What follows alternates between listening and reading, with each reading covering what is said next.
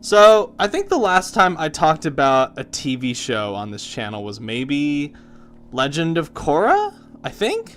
It's maybe the last time I talked about one. So, I don't watch a lot of TV nowadays. I find most TV to be rather boring and samey, and they all look very visually bland, and I just get bored of them within maybe a couple episodes. So, I don't watch a lot of TV shows. Probably a lot of the shows that you guys love, I don't watch, or I just don't find very interesting. But one of the reasons that I want to talk about Too Old to Die Young is because of who's involved. And the director slash co-creator of this series is Nicolas Winding Refn. Now, if you don't know that name, this is the guy behind Drive, starring Ryan Gosling, which is a masterpiece, one of the best movies of the decade, one of my favorite movies ever. I love that movie. Then he went on to really embrace a certain aspect of his style that I think proved to be a lot more divisive than Drive. If Drive is the mainstream version, as mainstream as Nicolas Winding Refn can be with his style, then future projects like Only God Forgives and The Neon Demon, and especially Too Old to Die Young, is much more on his really, really hardcore Nicolas Winding Refn isms. And when I first heard that he was doing a TV show, I was disappointed, honestly, because I think he is an extraordinarily talented filmmaker. He's made a number of really great movies, but him going into television is not exactly what I wanted from him. I wanted him to keep making movies because that's what he's good at. So I wanted to see it because I'm a big fan of Nicolas Winding Refn, but I was worried that his style would become very diluted, his normal stylistic kinks and fetishes would just be taken away, that Amazon would just be breathing down his neck trying to get this to be as TV audience friendly as possible. Well, that's not the case here at all with Too Old to Die Young. And if you're a fan like me of his more self-masturbatory style, then I think you're gonna find a lot to love in Too Old to Die Young. This is much more in the vein of Only God Forgives, and another really good film of his is called Valhalla Rising, than something like Drive or Bronson, which was the star-making role for Tom Hardy.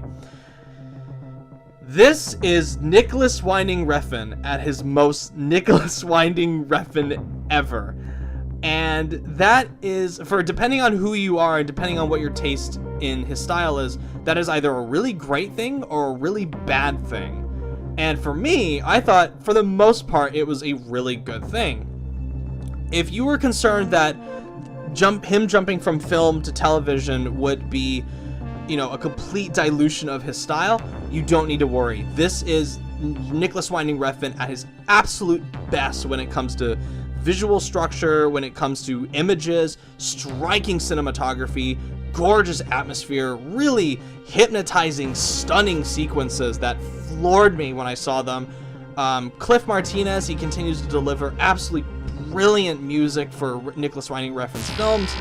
And as far as the violence goes, I don't think it quite has the same amount of impact as something like Drive, but when he really creates a nasty, hardcore moment of violence, it is excellent. It is punchy, and you feel just the venom and the rage behind it. It is also probably his most sexualized project to date, and I don't necessarily mean that it's a sexy film. There's quite a bit of sex in it, sexual content at least, but a lot of it is uncomfortable and disturbing, and at a few points quite sickening.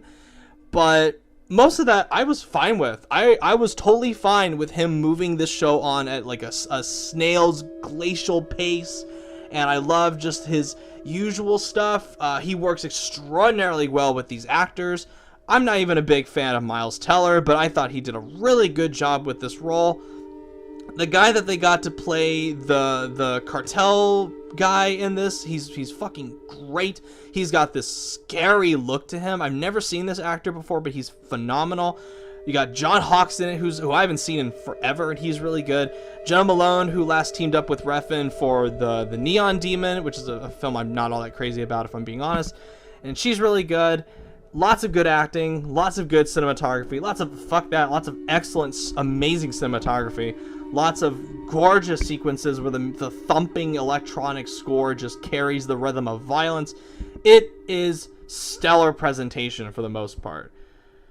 Unfortunately, my biggest problem with this show is how it sticks its landing. And this is where I think when I mentioned the for better and for worst tendencies of Refn, for me, this is where it tipped the scale into the worst. Because Refn is kind of a prankster. He's a guy that likes making his audience feel as uncomfortable as possible and fucking with them and almost trolling with them to an extent.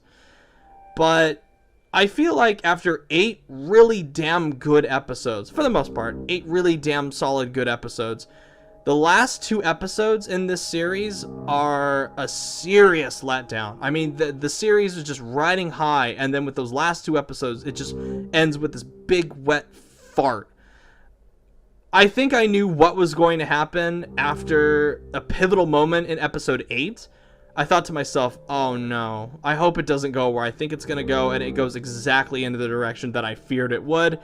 When your final episode is half the length of a normal episode, and you've got all these plot lines that need to be resolved, and it begins with a 3-minute sequence of a female main character masturbating to an instructional guide on how to masturbate, I realized what was going to happen, and I went, oh fuck, this is the Refn that I don't like. Because Refn basically just made this really great TV show, and then he just fucked with his audience and ended it in a stupid way. Now, if this was maybe an hour-and-a-half movie, I'd be like, oh, that was funny, that was cute, ha ha ha.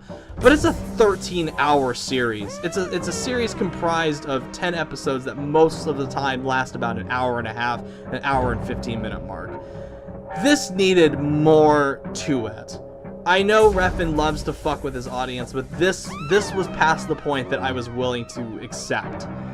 And it ends just so predictably. Its themes just become so self-absorbed and shallow, and it just goes from the excellent thematic and visual heights of Only God Forgives and Valhalla Rising and Drive, and then it just crash lands into the stupid crap that I didn't like from Neon Demon.